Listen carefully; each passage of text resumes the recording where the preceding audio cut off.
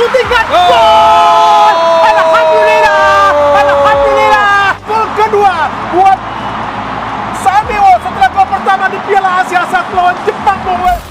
Timnas Indonesia berhasil menahan imbang tim kuat Arab Saudi dengan skor 1-1 dalam laga pembuka grup C putaran ketiga kualifikasi Piala Dunia 2026 zona Asia yang berlangsung di King Abdullah Sport City Jeddah pada Jumat 6 September 2024 dini hari. Indonesia sempat mengejutkan tuan rumah ketika Ragnar Oratmangun mencetak gol di menit ke-18. Gol ini terjadi setelah tembakannya mengenai Sandy Walsh, memperdaya kiper Arab Saudi. Namun Arab Saudi berhasil menyamakan kedudukan di masa injury time babak pertama lewat gol Musab Al-Juwair.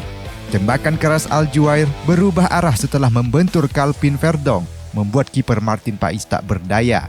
Dengan hasil ini, baik Arab Saudi maupun Indonesia sama-sama mengantongi 1 poin, menempati posisi ketiga dan keempat klasemen sementara grup C.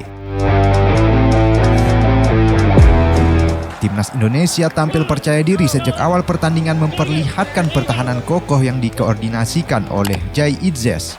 Di tengah dominasi serangan tuan rumah, Indonesia justru berhasil mencuri gol terlebih dahulu. Indonesia justru mampu membuka keunggulan lebih dulu berkat kombinasi epik antara Rafael Strike dan Witan Sulaiman.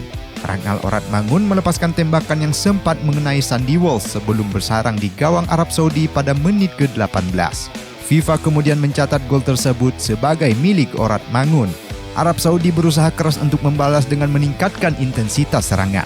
Namun pertahanan lini belakang timnas Indonesia yang digalang Bang Jai masih mampu menahan gempuran demi gempuran.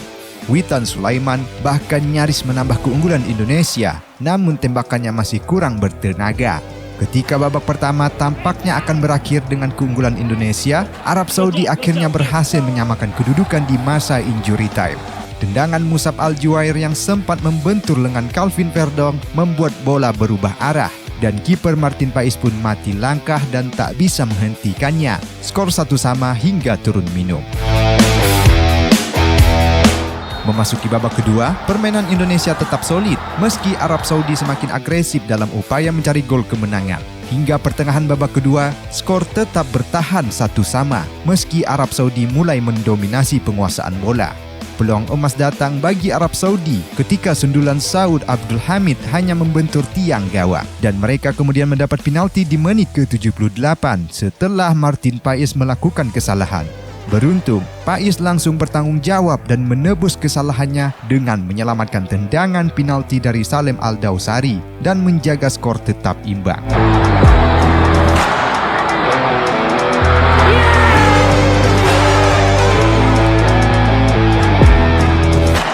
Hingga peluit akhir, Arab Saudi terus menekan. Namun pertahanan Indonesia yang solid dipimpin oleh Bang Pais yang tampil gemilang di bawah mistar gawang berhasil mengamankan hasil imbang.